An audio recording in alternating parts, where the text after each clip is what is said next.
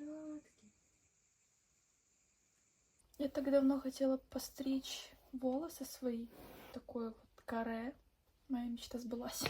Я на самом деле очень долго готовилась. Сколько помню себя, я всегда ходила с длинными волосами. Бывает же такое, то, что ты смотришь на человека, и вот ему так идет эта стрижка. Я бы хотела, чтобы у меня было точно так же. И как же я угадала именно с вот этим каре? Раньше я стриглась каре, но оно было до плеч. Но что-то все равно мне было не то. Длинными волосами я сейчас пересматриваю свои фотографии. Я выгляжу там... Какая-то неряшливость была, вот. Возможно, в какой-то момент меня снова осенит и все. Хочу отращивать. Мой утюжок, ой, он грязный. Это все из-за косметики. Это когда ты красишься, все продукты липнут к рукам. Ты смотришь на них, они вроде чистые. А потом ты этими руками трогаешь утюжок, и происходит вот такая вот фигня. А давайте зажжем свечи. Ой, это не вам, это я показываю.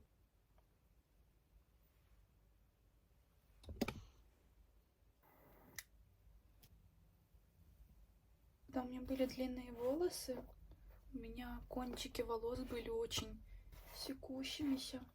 Я видела кадры, там, где я с распущенными волосами, и на солнечном свете они так переливаются красиво, такой здоровый цвет волос, что в какой-то степени я даже не сомневалась, может быть, это я грешу, то, что у меня какие-то плохие волосы, может, с ними все нормально.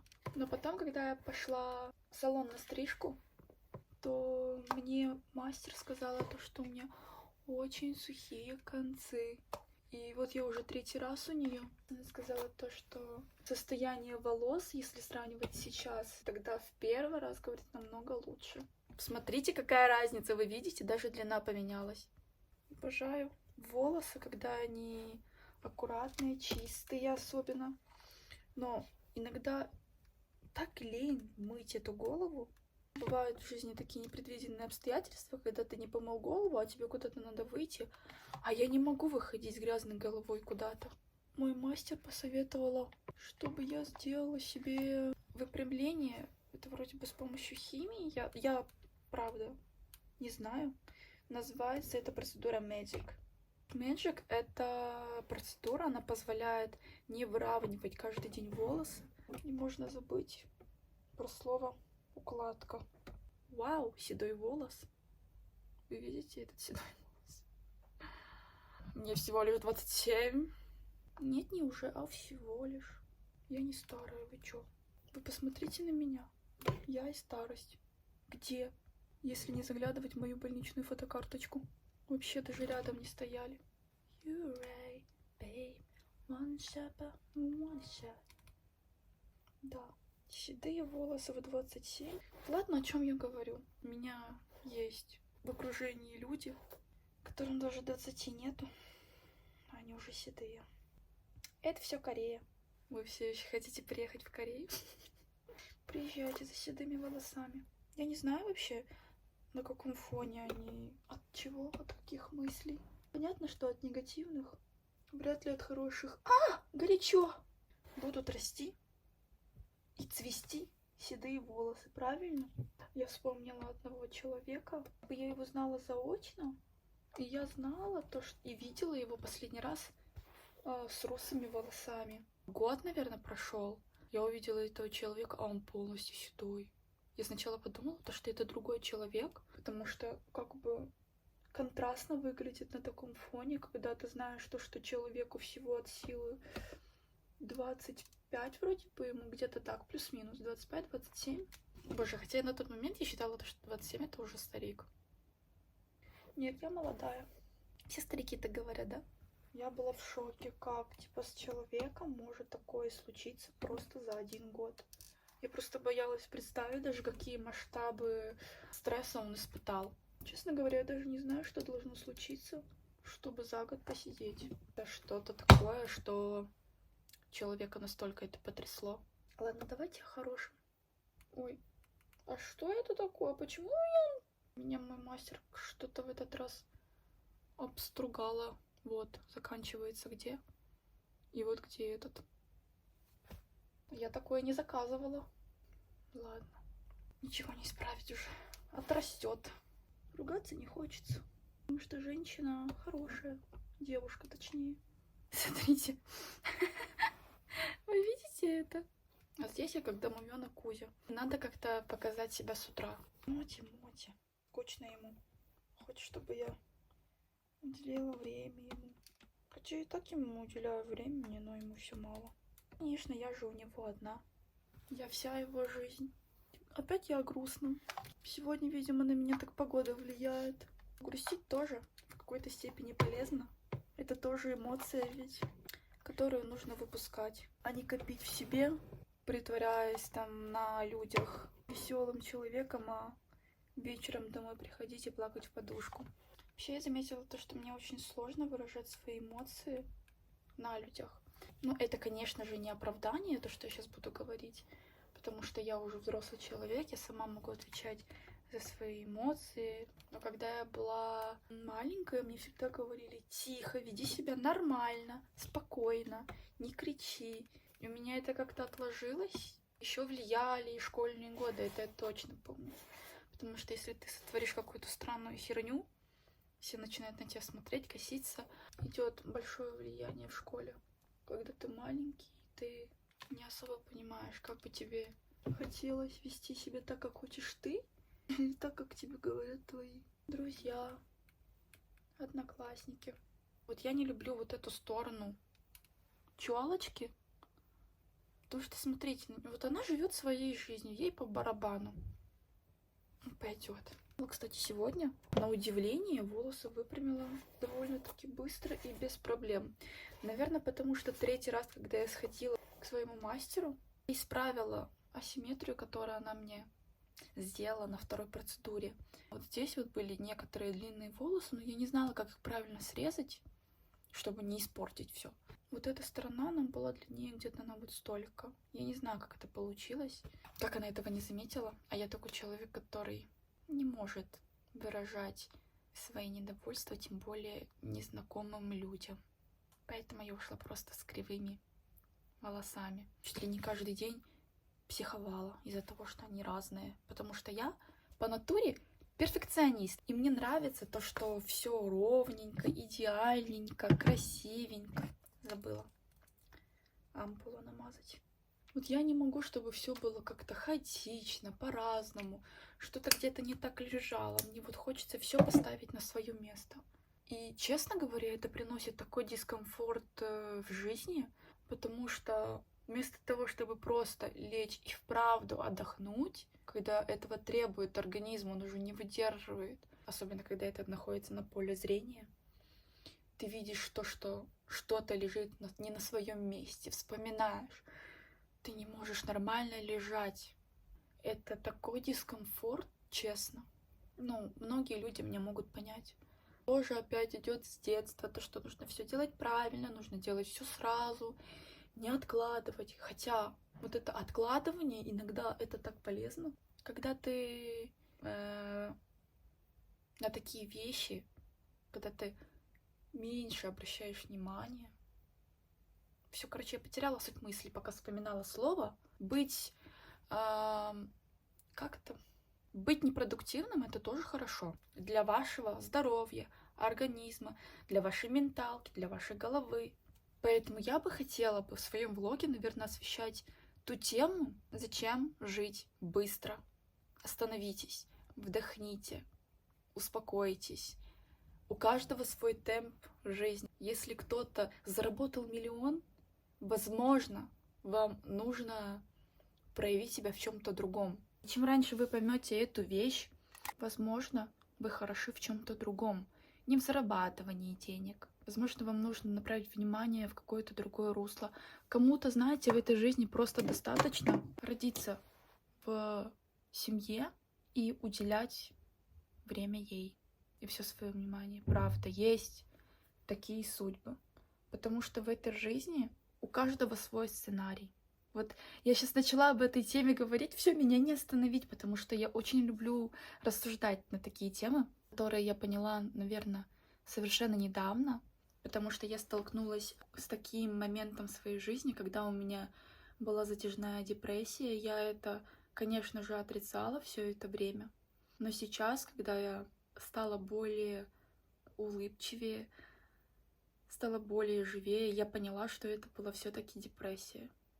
На фоне того, что у вас появляются тревожные мысли, то, о чем я говорила. Вот этот человек уже сделал это, почему я до сих пор этого не имею?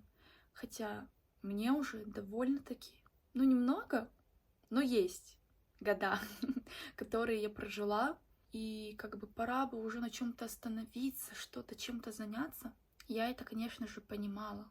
Все это время, весь год, даже больше, мне хотелось вечно что-то сделать, и в какой-то степени я даже рада, то, что мои мысли не доходили до действий, потому что, возможно, это привело бы к еще более плачевному состоянию. Да, год я потеряла в депрессии. Что сделать? Этого уже не вернуть. Главное то, что я смогла все-таки осознать это и принять. И после того, как я осознала то, что у меня депрессия, я начала задумываться о том, что почему я об этом думала, зачем. И из вот этих мыслей как бы начали происходить истоки того, что а почему я думаю то, что мне нужно именно туда? Почему я думаю то, что мне нужно чего-то добиться в этой жизни в плане материального? Почему я думаю только об этом? Я не думаю о том, что...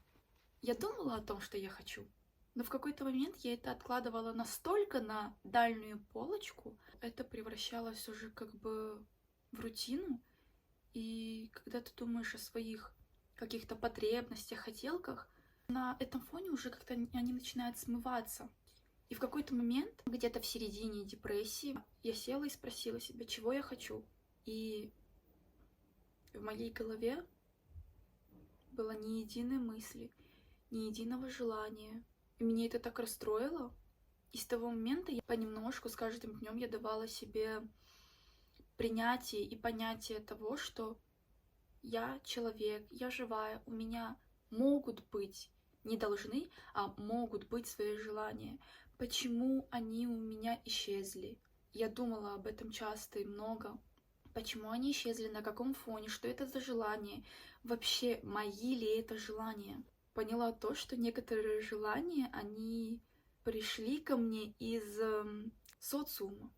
Когда ты думаешь не своей головой, а ты смотришь на того человека, у которого это есть, и ты думаешь, я тоже хочу. На самом деле это не ваше желание, как выяснилось. Это не касается того, что, допустим, вы посмотрели, что человек кушает клубнику, и вы такой, вау, я тоже хочу клубнику. Это более глубокое, это что-то, то, что придет в вашу жизнь раз и навсегда. Машины, квартиры, это вот материальное. Это очень удобно, это в какой-то степени и правда круто. Я хотела эту машину тоже, кстати. Но я понимаю то, что на самом деле я очень боюсь дорог. Я боюсь дорог. Когда я сижу на пассажирском кресле, я не могу спокойно сидеть, просто, допустим, смотреть в телефон, спать. Бывают, конечно, такие моменты, когда я очень устала и я засыпаю. То есть я слышу, что происходит, я часто просыпаюсь. На фоне того, что мне нужно контролировать ситуацию. И даже если я контролирую ситуацию, я вижу, вот впереди едет машина, параллельно нам, но она чуть-чуть впереди. И когда мы идем на обгон, у меня присутствует чувство страха, то, что эта машина сейчас резко выйдет вперед, в нашу сторону. И я заметила то, что я очень сильно боюсь этого. Возможно, это временно. Когда-то смогу водить машину, пойду сдам на права, сяду за руль и преодолею этот страх, и я буду как рыба в воде. Квартира. Купить квартиру многие хотят. А что потом делать? Тем более, когда ты смотришь то, что происходит в мире, войны, всякие разрушения, что-то непонятное происходит, стихийные бедствия. Купил ты эту квартиру, платишь ты за нее практически половину своей жизни. Не дай бог, что-то случится, какое-то бедствие. Считай, пол твоей жизни просто в мусорку. Конечно же, это неправильно рассматривать какие-то плохие сценарии своей жизни, но я в том плане то, что скорее всего, нет, не скорее всего, а люди правы. нужно все-таки вкладываться в эмоции, в свою жизнь. Не такие кратковременные эмоции, там, допустим, покупка машины, такой, вау, порадовался, и потом все, ты привык к этому. Купил квартиру, вау, все. Это вспышки, вспышки, вспышки. А когда ты, допустим, путешествуешь, когда ты видишь какие-то новые места, ты видишь что-то впервые, что-то красивое. Вы когда-нибудь видели вообще облака на своем уровне? Я это видела. Это так прекрасно. Я не смогу это описать словами, потому что знаете, на тот момент, когда я это видела, я даже просто замерла. Мне показалось в тот момент жизнь такой досягаемой. И знаете, когда вы видите что-то впервые, вы начинаете почему-то задумываться о смысле своей жизни, о том, что вы делали, на что вы время свое потратили. Потратить время — это, опять же, что-то рутинное, то, что тебя никак не мотивирует жить, улыбаться, смеяться. Тебя это не мотивирует ни на какие эмоции, кроме негатива. А когда ты находишься в среде такой, когда ты восхищаешься природными явлениями, какими-то красивыми местами, то начинаешь задумываться о том, куда ты вложил свое время. Я много посетила красивых мест в Корее, но на тот момент я не снимала влоги, я просто делала какие-то фотографии. Если я найду, я, конечно же, их сюда прикреплю, вот сюда. Все благодаря моему молодому человеку. Я ему очень сильно благодарна. Благодаря ему я побывала в красивых местах, я ела вкусную еду, ела какую-то еду впервые, какая-то еда мне не нравилась. Даже бывали те блюда, которые я, допустим, очень давно хотела попробовать, но у меня не было такой возможности, когда я там, допустим, жила в Украине. Либо когда я сюда приехала, я не знала, как пойти просто заказать это, я не знала, я не умела. И появился человек, который просто мне начал открывать двери в жизнь в Корее. Он мне всегда спрашивал, что ты любишь, что бы ты хотела увидеть, где ты была, где. Когда он узнал то, что я вообще ничего не видела в этой Корее, как кроме Эверленда, он сразу взялся за дело, скажем так. Когда мы с ним только начали встречаться, общаться, я тогда сдавала экзамены по смене визы, и мне нужно было вообще ехать на какие-то Кудыкины горы. Естественно, я не понимала, где это находится, как туда добираться. Изначально понимал то, что если я никуда не ездила отдыхать, если я ничего не видела в Корее, то, соответственно, какой-то был барьер. Он говорил, я тебя отвезу. Я говорю, нет, не надо, я там найду способ, как-то, не знаю, вызову таксистов, переводчиков, кого-то подключу, там кого-то попрошу, может быть, из родственников. Нет, нет, я тебя отвезу. Хотя он на тот момент работал 12 часов в день. Нет, он работал до 12 часов. Бывали такие дни, конечно же, и он умудрялся еще нянькаться со мной. И несмотря на свою усталость, он отвез меня. Я уже не помню, что это был за город. Я пошла сдавать экзамены свои. И завалила, кстати, тогда я экзамен. Плакала, конечно.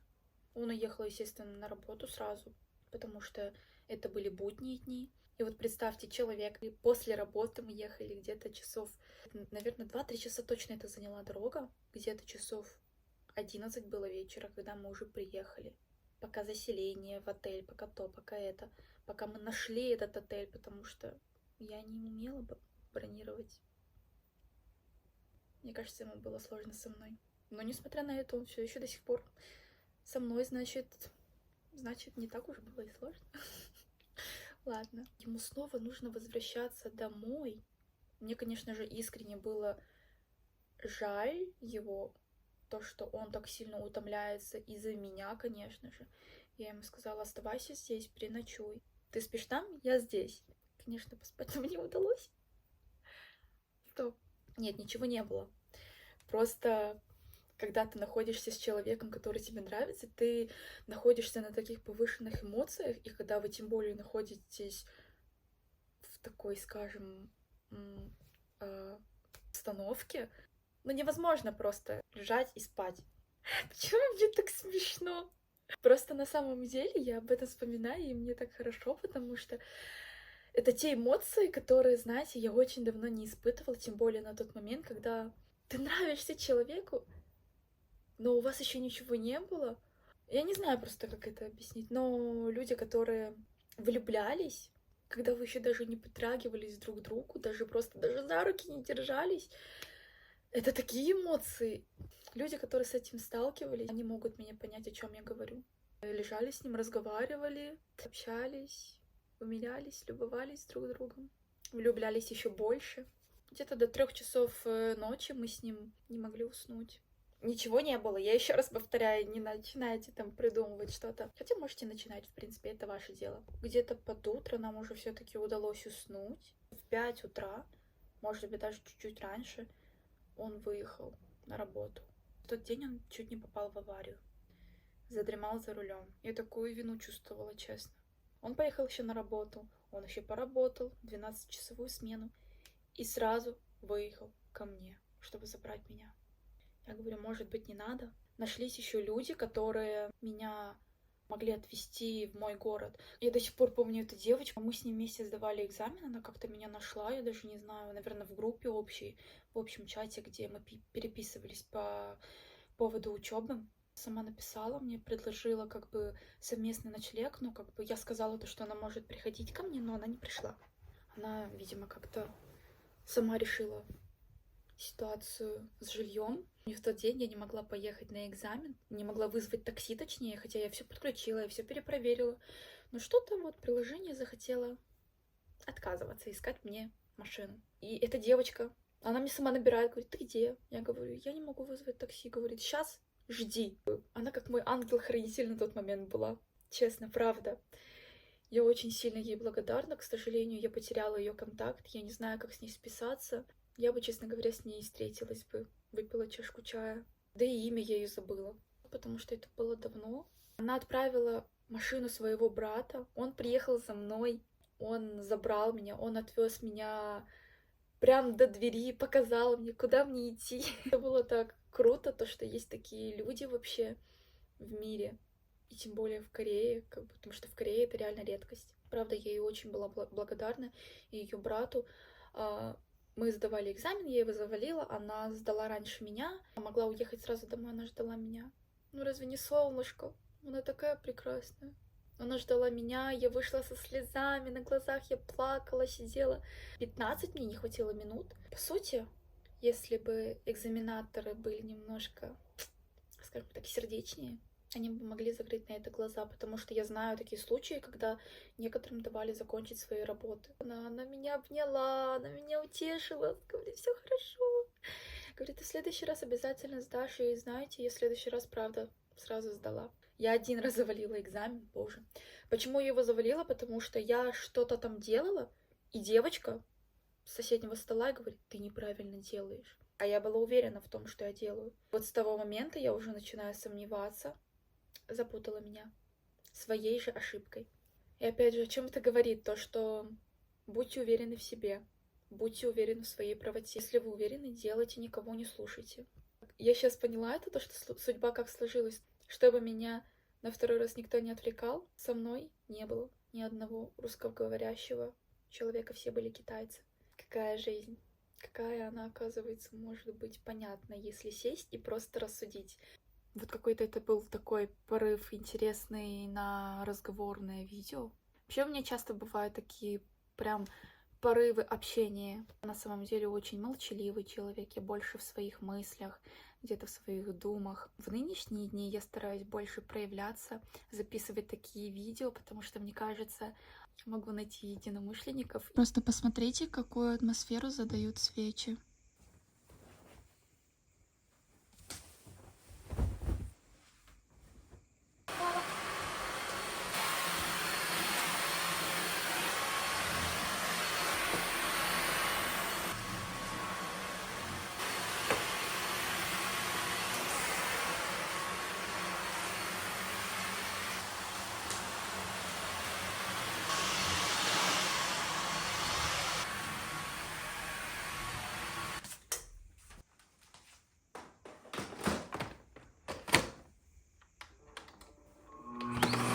엄마가 맛있는 거 줄까?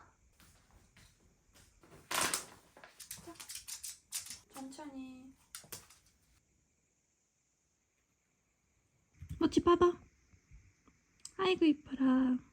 Захотела вам продемонстрировать еще одну свечку, которую сделала я. Эти все ракушки я собрала на море, на берегу моря. Смотрите, какие они красивые, просто волшебные. Здесь я добавила еще жемчужные бусины. Вот такое произведение искусства. Чилу. Мантаса. Аксел. Почему так не хотят?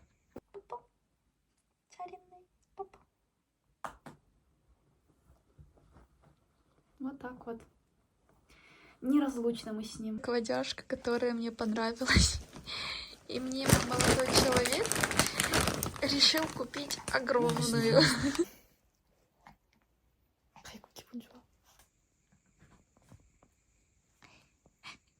닫고 있는 거야?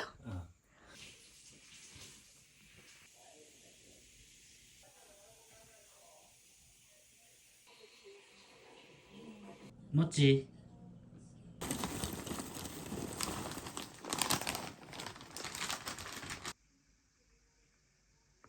Мы завтра едем на кемпинг. Я приготовила заранее вещи. Лег на вещи, чтобы мы его тоже не забыли. 우리 내일 같이 갈 거야. 같이. 우리 이제 자야지. 12시 넘어서 자야지.